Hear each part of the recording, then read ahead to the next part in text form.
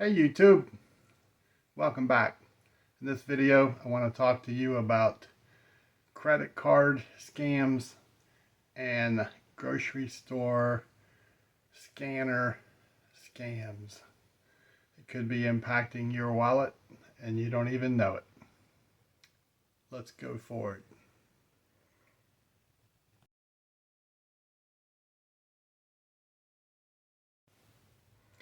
When you get your grocery store receipts, where you go shop to get the great deals, do you set in your car, or when you get home, do you pull out your receipt and go forward to go through item by item to ensure you are paying the actual price, or did you get ripped off?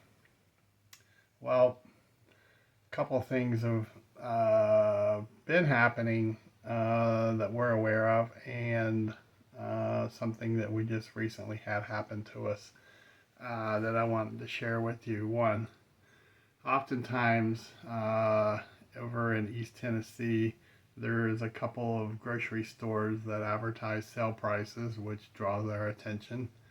And we may go stock up on the few items that are on sale and put them away in our pantry.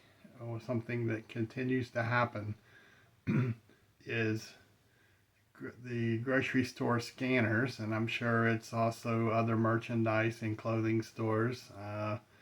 This has been going on for some time now, but it seems to be happening more and more frequently. And that is, when you get home, you realize the item did not ring up the sale price and you paid full price for the advertised items. Now you have a choice. You can take the receipt and the item back to the grocery store if it's not too far to drive and work it out to either keep the item at the reduced price or return it and get a refund. Your call on that one. But make sure you're scanning over your store purchases and your receipts to only pay what the sale price is on the sale items. The second item happened to us just recently is excuse me.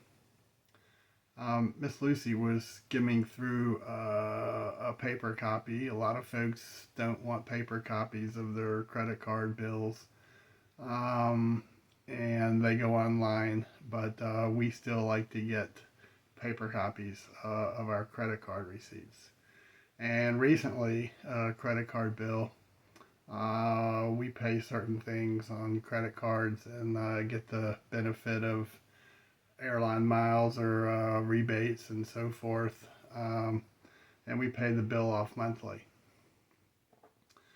But one bill in particular was quite a bit higher than what we had planned on it to be, so Miss Lucy was skimming through and she found 4 charges to a location in central Tennessee where we don't live near. We haven't ever been to this place, and so we called to report it to the credit card company as fraud. And of course, your credit card is suspended, and they send you new cards with new numbers, which is the smart thing to do. But if you have things set up on auto pay, now it's a pain for you that you got to go and give them a new number to continue auto pay. I called the location where these 4 fraud charges had taken place, and what I learned was rather interesting. And all 4 charges totaled somewhere between $400 and $450, and all 4 of the purchases was over a 2-day period, and it was all for gasoline at a co-op store. So I called the store, left a message. They called me back, and what I learned was rather interesting. The closest I had been to this store was about 2 hours, 2 to 3 hours away, traveling home from Atlanta a couple weeks ago and stopped near Chattanooga for fuel at a Circle K.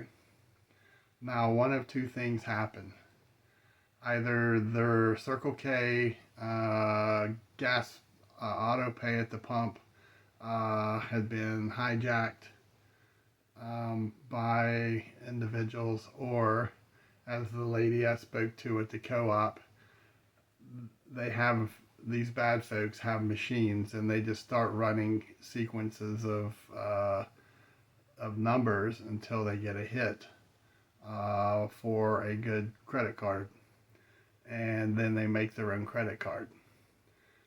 They have the technology available to bad people, and so they basically made one or two credit cards, put our number on it, and they charged um, four tanks of fuel.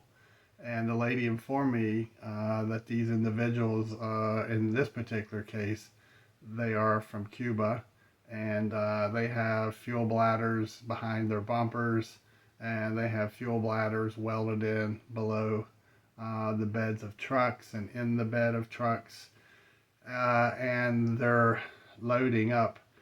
They cut the pump off at $100. There was two $90-some charges and two $100 and some odd cent. And the lady told me they don't run it over 100 twice because it will alert the credit card company of a possible scam. So these folks have it all. They have it all figured out, right? And had we not, had Miss Lucy not gone over our paper bill item by item, and then she spoke to me and asked me, had I by chance used the credit card at this location, which I had not. I've never been there. We would have just automatically had auto pay for the amount of the monthly bill. But instead, we saved ourselves $400, had the card canceled. It's filed under fraud.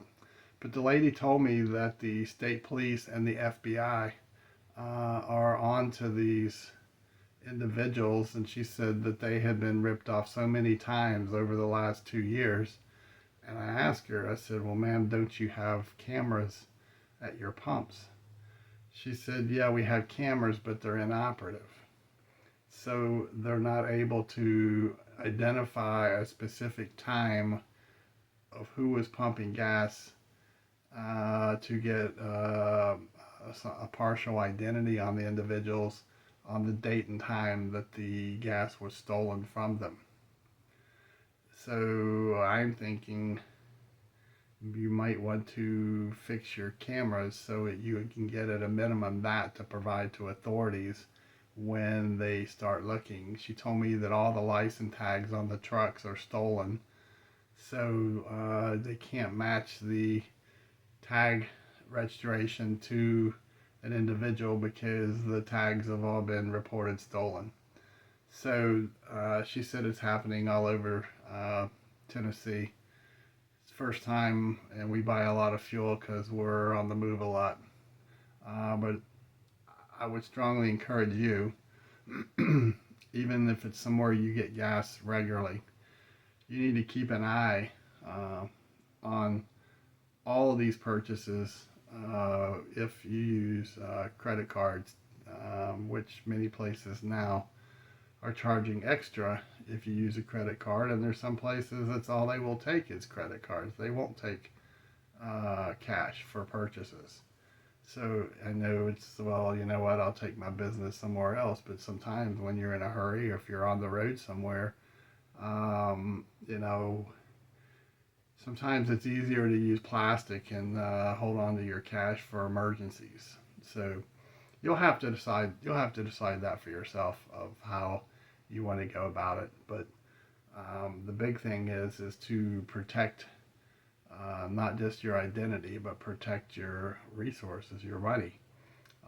Call your credit card company immediately, report it as fraud, and if you have time and you can figure out the location, which we took the charge location on the card, looked them up, called them, and the lady was appreciative that I called her so they could identify those charges because they hadn't showed up as fraud on their end yet. They probably wouldn't have known anything until they didn't get payment from my credit card because it was fraud. So she wouldn't have known it. So therefore, the business, whatever they're paying per gallon for fuel, they're going to have to eat that cost. She did tell me that they have all new technology coming in to put on their pumps. However, the vendor hasn't had time to come there and put it in place. I think I'd be expediting because she said this has been going on for 2 years, like I said earlier, and it's going to continue to happen. And the location was probably about an hour outside of Nashville, Tennessee, in the Shelbyville region. I'm not going to say the specific location, but in that vicinity, to a town I've never been to in my life. So be smart, watch your money, even though we have a new administration who are doing all these things, and down here for us people on the ground, things continue as they have for the last years, and we got to watch our backs and keep our head on a swivel. Okay, so be smart and protect yourself. If you like this video, please hit like. If you have not subscribed, please subscribe and share with others to alert them to these scams. There's so many of them going on right now, and folks just nonchalantly hit a link on their cell phones that takes them to a scam, and now their phones are hijacked, and it goes on and on and on. Bad people do bad things, and in most cases, security is not ahead of the bad people. Normally, security is playing catch up to all the different threats that are out there trying to take advantage of people and businesses. So be blessed, and don't forget to give thanks. We're blessed people. Bravo Echo out. Thank you for checking out the Hope for Survival YouTube channel. If you are new to Hope for Survival, you can check out our books at our webpage. Book 1, which is Hope for Survival, Getting You Prepared for Disasters, and Book 2, Hope for Survival, The Mindset, are both available for order on the website.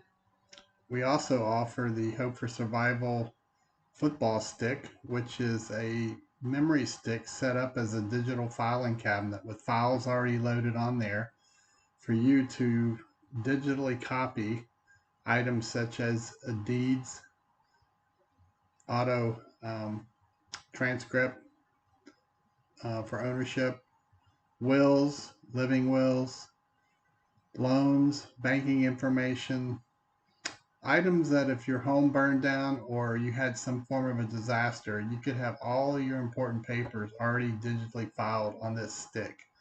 All you do is simply drag the digital file into the appropriate preset folder so that you'll have it in the event of a disaster. You have to flee your home in a hurry, or also if you're away from home and you need critical information that's personal.